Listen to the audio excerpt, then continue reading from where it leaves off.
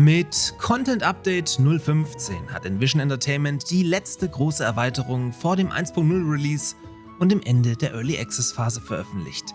Was ihr alles neben dem nun final erhältlichen und alles überstrahlenden Karteneditor erwarten könnt, habe ich euch in diesen Pagonia News wie immer kurz und kompakt zusammengefasst. An die Werkzeuge, Pioniere.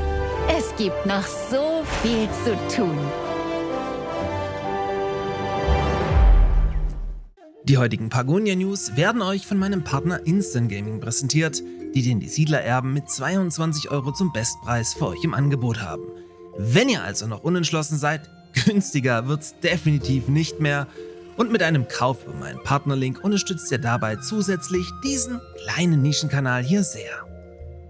Content Update 15 dreht dank Karteneditor mächtig an der Umfangsschraube und wird euch in Zukunft endlich mit Karten versorgen, die nicht einfach nur aus purem Zufall entstanden sind.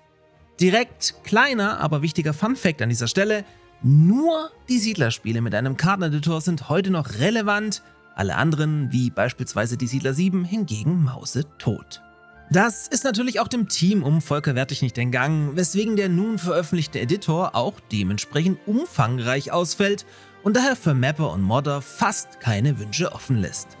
Bereits jetzt gibt es spannende Challenge-Maps, wie zum Beispiel die superschwere Map Lufia von Rambos 2 oder Black Forest Islands vom Zocker-Lounge-Mapper NTL, der sogar ein bisschen Story ergänzt hat. Grüße gehen raus.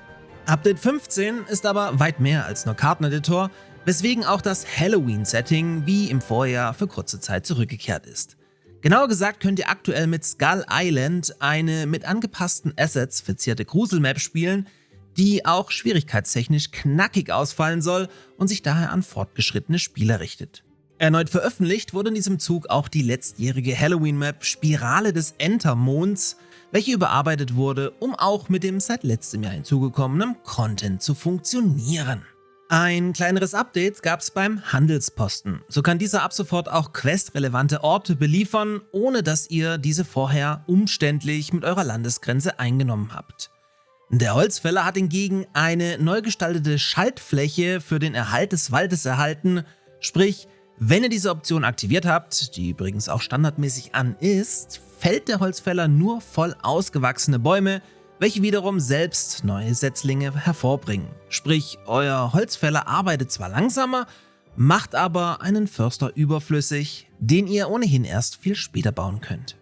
Der Jäger kann jetzt gezielt Wildschweine jagen, was ihr entsprechend im Jägergebäude aktivieren könnt, falls ihr euch einer entsprechenden Plage ausgesetzt fühlt. Darüber hinaus werden Bane Roots aus dem Nebel des Krieges aufgedeckt, wenn sie einen entsprechenden Pagonia in ihrer Reichweite angreifen können. Dadurch wird sichergestellt, dass ihr diese entsprechend ebenfalls angreifen könnt. Außerdem zerstören sich Scarf-Basen jetzt selbst, wenn Scarf-Einheiten zu lange zu weit davon entfernt sind, da dies bisher zu oft zu einer langwierigen Sucherei ausarten konnte, obwohl diese bereits längst vernichtend geschlagen waren. Einige Schmuckstücke erhöhen jetzt auch die Kampfkraft von Hexenmeistern und Zauberern, sobald diese in der Schatzkammer aufbewahrt werden.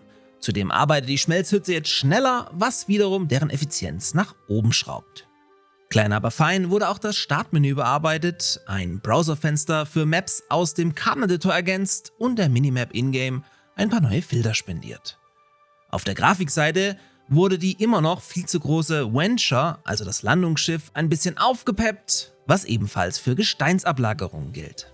Wichtigster Punkt ist hier aber die Performance, die teilweise schon sehr zu wünschen übrig ließ und das Spiel somit jetzt viel runterläuft, was zum Teil zu signifikant mehr FPS führt. Damit ist eigentlich alles für die mit Spannung erwartete Kampagne vorbereitet, weswegen diese in Kürze in einen ersten Closed Beta-Test starten wird. Wer mitmachen möchte, kann das, indem er schlicht den Pagonia Newsletter abonniert.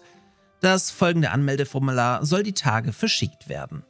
Unter allen Anmeldungen wird dann ein kleiner Teil ausgewählt, der diesmal unter NDA stehen wird, damit euch keiner die hoffentlich gut gelungene Story, welche immerhin von einer Bestseller-Autorin geschrieben wurde, vorab spoilert.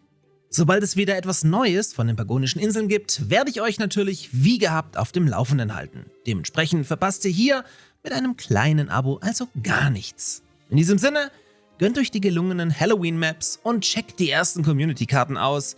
Langweilig wird es nämlich dank Update 15 so schnell nicht mehr. Bis zum nächsten Mal.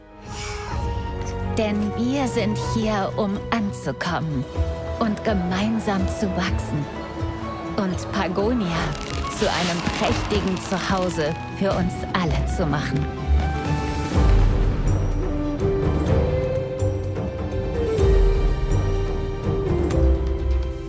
An die Werkzeuge, Pioniere. Es gibt noch so viel zu tun.